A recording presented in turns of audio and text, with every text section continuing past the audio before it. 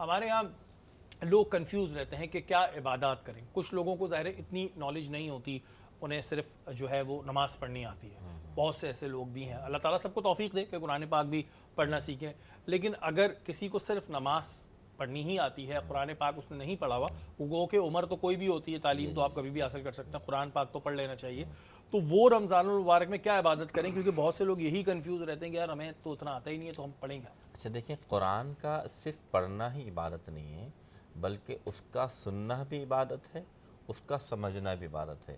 اور آج ٹیکنالوجی کا دور ہے, آپ موبائل ہے یا لیپ ٹاپ ہے آپ کے پاس موجود ہے, اب آپ قرآن سن نہیں سکتے تو پھر فَاسْتَمِعُوا لَهُ کہ اس کو آپ یعنی پڑھ نہیں سکتے تو آپ سن سکتے ہیں, اور سننے کا بھی بڑا ثواب ہے جتنا آپ جیسے تراویحاں ہوتی ہیں. بالکل. تو اب اس کا آپ مثال لے لیں کہ جب آپ قرآن من قام رمضان ایمانا واحتسابا غفر لہ ما تقدم من ذنبہ, حضور کی حدیث ہے, جس نے رمضان میں قیام کیا. قیام سے کیا مراد ہے کہ آپ تراویح کی نماز میں پڑھ تو نہیں سکتے اور جو تلاوت ہو رہی, لیکن وہ سن تو رہے نا, تو سننا جو ہے یہ بھی آپ کا قیام ہے. اور اس کے بارے میں فرمایا جس نے قیام کیا رمضان میں, اللہ اس کے پچھلے بھی گناہ معاف فرما دیتا ہے.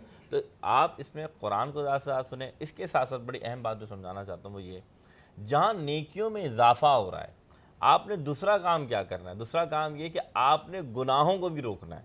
مثال کے طور پہ اگر آپ رمضان سے پہلے جھوٹ بولتے تھے تو آپ وہ جھوٹ اب رمضان میں بولنا بند کر دیں.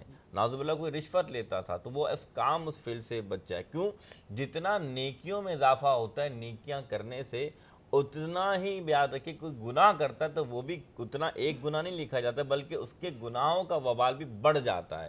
تو سب سے پہلے بات کہ انسان نیکیاں تو کرے لیکن ساتھ ساتھ گناہوں سے بھی بچے, یہ اس کا سب سے اہم کام ہونا چاہیے. دوسرا یہ کہ نماز کی جو آپ نے بات کی کہ وہ کیا کرے, دیکھیں ایک بہت مختصر ہے, استغفر اللہ تعالی ربی من کل ذنب واتوب الیہ, یہ استغفار کی ایک مختصر تصدیق ہے.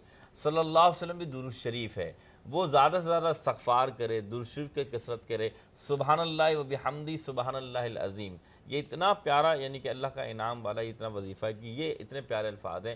اس کے علاوہ سبحان اللہ, الحمدللہ, اللہ اکبر, یہ چند کلمات ایسے ہیں جو بہت زیادہ کلمات سے زیادہ وزنی ہیں. اچھا موسر بھائی سوری آپ کی بات بیچ میں کاٹ رہا ہوں, کنفیوژن آتی ہے ہمارے یہاں. کنفیوژن یہ ہوتی ہے کہ ہم سنتے ہیں کہ جی کوئی 27ویں شب ہے یا کوئی شب ہے تو اس میں یہ پڑھیں, لوگ کافی عبادت کر رہے ہوتے ہیں جن کی نالج بہت زیادہ ہوتی ہے. ادھر ایک ایسا بیٹھا ہوا شخص جس کی نالج کم ہے, وہ یہ کنفیوز ہو جاتا ہے کہ یار میری عبادت کیا, یہ تو اتنی اچھی بات کر رہے ہیں, مجھے تو آتا ہی نہیں کچھ. ان کو ذرا کلیئر کر دیں. دیکھیں سب سے پہلی بات, آپ نے جو شروع میں پہلے پیاری حدیث بیان فرمائی تھی, انما الاعمال بالنیات, بے شک اعمال کا سارا دار و مدار نیت پر. کوئی پورا قرآن پڑھ لے, اللہ نہ چاہے قبول کرنا, کوئی ایک آیت پڑھ لے اللہ قبول کر لے. اصل بات یہ کہ اللہ کے ہاں ان الصلاۃ ونسک ومحیاۃ للہ رب العالمین, تمہاری قربانی, تمہاری نماز اللہ کیا نہیں پہنچتی بلکہ جو تمہارا اخلاص ہے وہ اللہ کیا پہنچتا ہے. تمہاری زندگی موت نہیں پہنچتی, جو پہنچتا ہے وہ اللہ کیا تمہارا اخلاص پہنچتا ہے. اخلاص سے ایک آیت پڑھیں, بات جو دل سے نکلتی ہے اثر رکھتی ہے, پر نہیں طاقت پرواز مگر رکھتی ہے. واہ. اور یہ سوال میں نے اس وجہ پوچھا کہ بہت سے ہمارے دوست ایسے ہوتے ہیں جو ہم سے یہ سوال کرتے ہیں, لیکن وہی والی بات ہے کہ آپ ڈھیروں چیزیں لگا دیں. اللہ تعالیٰ کو کسی چیز کی کمی نہیں ہے, نہ آپ کی عبادت کی ضرورت ہے نہ کسی چیز کی. اللہ تعالیٰ بندے کی نیت دیکھ رہا ہوتا ہے. گناہگار سے گناہگار معاف ہو جاتا ہے, اور بہت ساری عبادت کرنے کے بعد بھی کسی ایک خطا پہ پکڑا جاتا ہے. تو اپنی نیت صاف رکھیں, اللہ سے جو ہے صاف دل سے مانگیں, سچی نیت سے مانگیں, اور جتنی بھی عبادت آتی ہے اس رمضان کے مہینے میں ضرور کریں.